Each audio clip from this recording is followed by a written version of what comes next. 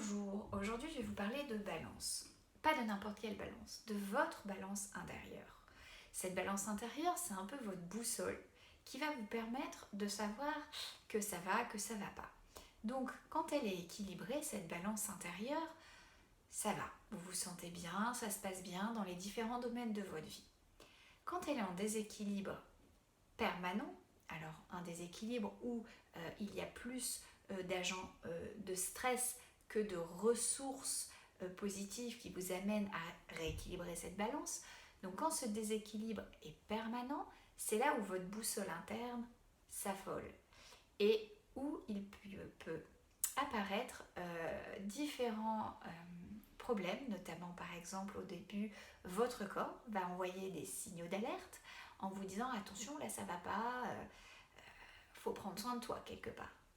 Donc voilà, on a vu que dans le burn-out parental, ce qui posait problème, c'est le fait d'être dans un déséquilibre de longue durée, où on a vraiment beaucoup d'agents de stress et pas suffisamment de ressources pour pouvoir se rééquilibrer et prendre soin suffisamment de soi pour se ressourcer à l'intérieur.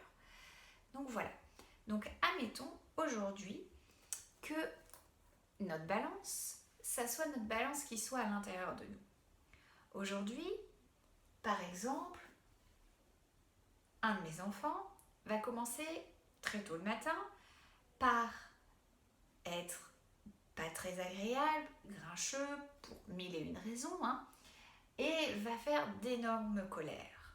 Donc déjà, ça va commencer, moi, à un peu... Bon, je vais la poser. À un peu, on va dire, à l'intérieur, ça va commencer à faire des choses qui ne sont pas forcément très agréables. Peut-être je vais me sentir agressée, peut-être que je vais moi-même me mettre en colère. Enfin, il y a mille et une choses qui peuvent se passer à l'intérieur de nous à ce moment-là. Puis, après la colère, ça peut être un second enfant qui a des gros besoins, d'énormément de besoins d'attention et qui du coup nous accapare et va nous puiser quelque part beaucoup d'énergie. Et donc, hop, encore quelque chose qui va rajouter une pression, du stress, des tensions dans notre corps, etc., etc.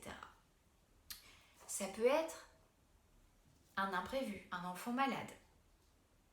On ne peut pas aller travailler, ou on ne peut pas aller faire la sortie avec des amis ou avec son couple. Enfin voilà. D'autres agents de stress sont les surcharges mentales qu'on peut avoir au quotidien avec toutes les tâches à faire pour soi, pour son travail, mais aussi et surtout pour l'environnement familial, la famille, les enfants, tout ce qui a trait aux enfants, aux tâches ménagères qui sont plus ou moins quotidiennes et qui prennent beaucoup sur notre temps et on va dire sur nos ressources. Donc ça peut être des pleurs aussi, incessants d'un enfant ou des pleurs qui à force on ne les supporte plus. Et donc la balance devient en déséquilibre. Si de l'autre côté, j'arrive à rééquilibrer en allant peut-être boire un verre avec une copine, manger avec ma moitié, je sais pas moi, aller me balader en ville, aller faire du sport, à un moment la balance va se rééquilibrer.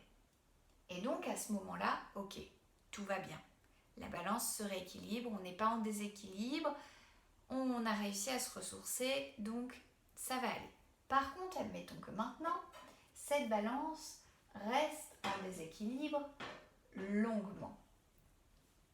Et que ce déséquilibre se transforme peu à peu, pas en plein de petites, on va dire, surcharges qui vont se rééquilibrer avec d'autres petites ressources, mais que on va avoir énormément de surcharge mentale, de tâches quotidiennes qu'on n'arrive pas à voir le bout, d'enfants qui nous sollicitent en permanence, dont on n'arrive plus à force à répondre à tous leurs besoins, et on va se retrouver dans un déséquilibre vraiment important. Derrière, on ne trouve pas suffisamment de temps pour prendre soin de soi. On arrive juste à aller, par exemple, une fois par semaine, voire une fois par mois, prendre un temps pour aller boire un verre avec une amie ou prendre un petit temps promenade ou sport pour soi. Et donc la balance reste en déséquilibre. C'est là que, attention, feu rouge, clignotant, alerte, notre corps va devenir vraiment en déséquilibre permanent, donc va nous envoyer des signaux. Ça peut être le fait d'être malade régulièrement, ça peut être le fait d'être intensément fatigué, de ne plus arriver à recharger les batteries, même en dormant. Ça peut être des migraines, des maux de ventre, enfin des blocages de dos, des tensions dans le cou, dans le dos. Il y a plein de choses qui peuvent se produire au niveau du corps. Puis après, ça peut être aussi au niveau émotionnel, une plus grande fragilité, où ça va devenir très dur d'encaisser les pleurs d'un enfant, la colère d'un enfant, mais aussi la petite remarque du patron, ou de la collègue, ou du conjoint, ou d'une amie, etc., etc. Donc, voilà ce que je voulais vous expliquer sur cette balance intérieure. Elle est importante. Elle est votre boussole interne. C'est elle qui va vous dire attention, stop, écoute-toi, prends du temps pour toi, écoute tes besoins et respecte-les. Voilà un petit peu ce que je voulais vous dire par rapport à cette balance. Je vous retrouve prochainement pour un autre sujet. À bientôt!